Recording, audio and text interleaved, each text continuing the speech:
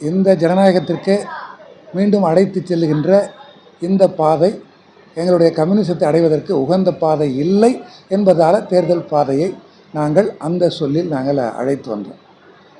ஆனால் தற்பொழுது அதே பார்வை எங்களிடம் உள்ளது. கம்யூனிசத்தை அடைவதற்கு இந்த இருக்கின்ற இந்த ஜனநாயக அமைப்பு முறை அது போதுமானதாக இல்லை என்பது இன்றைக்கு எங்களோட கருத்து தான்.